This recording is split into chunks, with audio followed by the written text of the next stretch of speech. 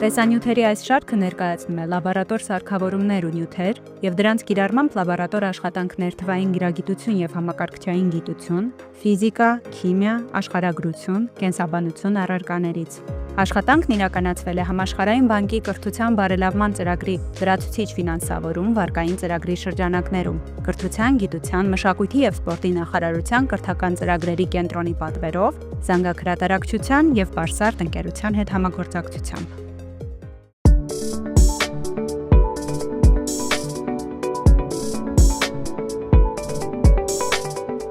Ողջույն։ Այս լաբորատոր աշխատանքի ընթացքում փորձնական ճանապարհով որոշելու ենք հոսանքի աղբյուրի էլեկտրաշարժ ուժի մեծությունը, L-շուն և ներքին դիմադրությունը։ Այդ նպատակով կկիրառենք Օհմի օրենքը փակ շղթայի համար։ Կսովորենք հավաքել շղթա, կատարել չափումներ ամպերաչափով և վոլտաչափով, ինչպես նաև վերլուծել ստացված արդյունքները։ Այն սարքը, որտեղ կողմնակի ոչ էլեկտրաստատիկ բնույթի ուժերն առաջացնում են լիցքերի բաժանում, կոչվում է հոսանքի աղբյուր։ Հոսանքի աղբյուրում լիցքի տեղափոխման ժամանակ կողմնակի ուժերի կատարած աշխատանքը բնութագրվում է էլեկտրաշարժ ուժով։ Էլեկտրաշարժ ուժը L-շուն այն աշխատանքն է, որը կատարում է հոսանքի աղբյուրը միավոր դրական լիցքը աղբյուրի բացասական բևեռից դրական բևեռ տեղափոխելիս։ Էպսիլոնը հավասար է I անգամ մեծ R գումարած I անգամ փոքր r կամ I-ն հավասար է էպսիլոնը բաժանած մեծ R գումարած փոքր r, որտեղ էպսիլոնը հոսանքի աղբյուրի L-շուն է, I-ն հոսանքի ուժն է, փոքր r-ը հոսանքի աղբյուրի ներքին դիմադրությունն է, մեծ r-ը արտաքին դիմադրությունն է։ Ահա սա էլ հենց Օհմի օրենքն է, լրիվ շղթայի համար։ I-ն հավասար է էպսիլոնը բաժանած մեծ r գումարած փոքր r։ Հոսանքի ուժը փակ շղթայում հավասար է հոսանքի աղբյուրի էլեկտրաշարժ ուժի և շղթայի լրիվ դիմադրության հարաբերությանը։ Այսօր մենք պետք է փորձնական ճանապարհով ստանանք որոշակի տվյալներ, որոնք մեզ հնարավորություն կտան հաշվելու հոսանքի աղբյուրի L-շուն և որոշելու ներքին դիմադրությունը, իհարկե օգտվելով Օհմի օրենքից։ Կկատարենք երկու տարբեր չափումներ, արտաքին դիմադրության երկու տարբեր արժեքների համար։ Էպսիլոնը հավասար է I2 անգամ U1 հանած I1 անգամ U2 բաժանած I2 հանած I1 բանաձևով կհաշվենք L-շուն, իսկ ահա փոքր r-ը հավասար է U1 հանած U2 բաժանած I2 հանած I1։ Այս բանաձևով կորոշենք հոսանքի աղբյուրի ներքին դիմադրությունը։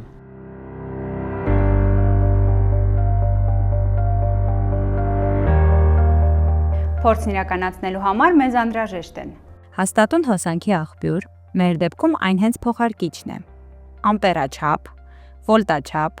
ռեոստատ, միացման հաղորդալարերի փաթեթ, անջատիչ, աղյուսակ, թուղթ, մատիտ և հաշվիչ։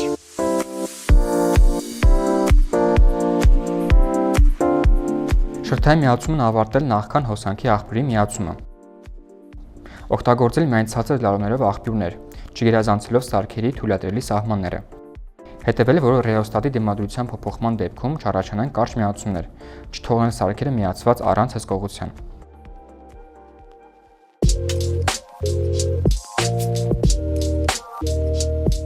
Հավաքենք էլեկտրական շղթան, ինչպես ներկայացված է սխեմայում։ Շղթայում հաջորդաբար հավաքենք հոսանքի աղբյուրը, ռեոստատը,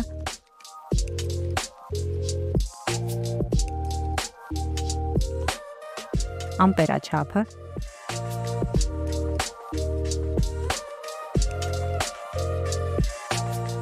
կարող ենք ավելացնել նաև անջատիչը։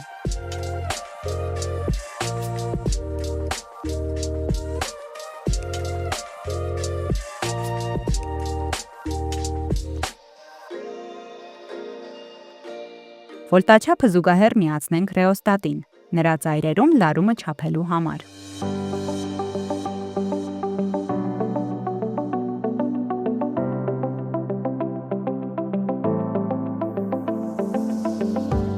Սեղմենք ամպերաչափի միացման կոճակը։ Սեղմենք նաև վոլտաչափի միացման կոճակը։ Միացնենք հոսանքի աղբյուրի սնուցման կոճակը։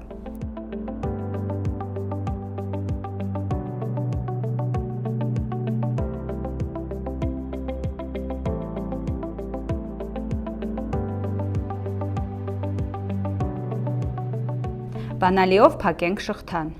Աղյուսակում գրանցենք վոլտաչափի և ամպերաչափի ցույց տված տվյալները։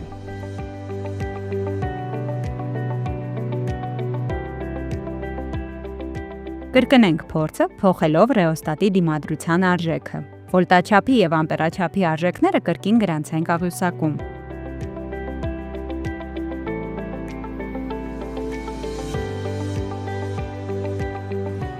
Փորձը կրկնենք եւս մեկ անգամ, կրկին փոխելով ռեոստատի դիմադրության արժեքը։ Վոլտաչափի եւ ամպերաչափի արժեքները կրկին գրանցենք աղյուսակում։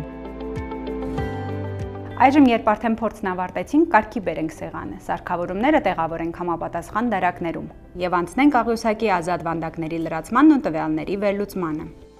Դիտարկելու ենք 3 դեպք։ Առաջի եւ երկրորդ փորձերի արդյունքում ստացված տվյալները, երկրորդ եւ երրորդ փորձերի արդյունքում ստացված տվյալները, երկրորդ եւ երրորդ փորձերի արդյունքում ստացված տվյալները։ Ըստ այդ զույգերի կհաշվենք հոսանքի աղբյուրի ներքին դիմադրությունը եւ ելշուն։ Այնուհետև կմիջինացնենք արդյունքները։ Հոսանքի աղբյուրի ներքին դիմադրությունը հաշվում ենք R հավասար է U1 հանած U2 բաժանած I2 հանած I1 բանաձևով։ Իսկ L-շուն I2 անգամ U1 հանած I1 անգամ U2 բաժանած I2 հանած I1 բանաձևով։ Որտեղ U1-ը եւ I1-ը մի փորձի դեպքում շղթայի լարման ու հոսանքի ուժի արժեքներն են, իսկ U2-ը եւ I2-ը երկրորդ փորձի դեպքում շղթայի լարման ու հոսանքի ուժի արժեքներն են։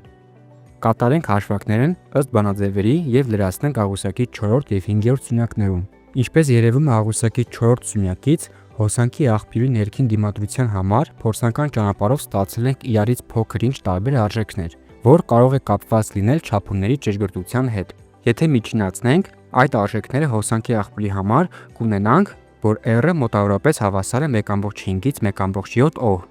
L-շուի համար կունենանք, որ L-շուն հավասար է մոտավորապես 2.4 վոլտ։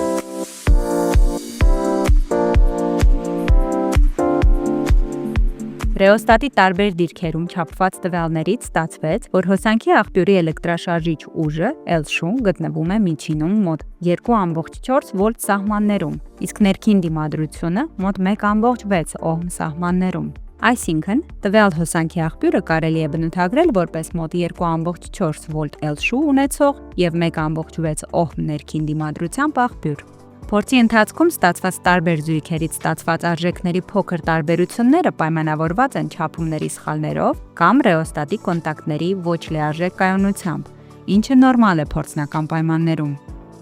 Շնորհակալություն, կհանդիպենք մեր հաջորդ տեսանյութում։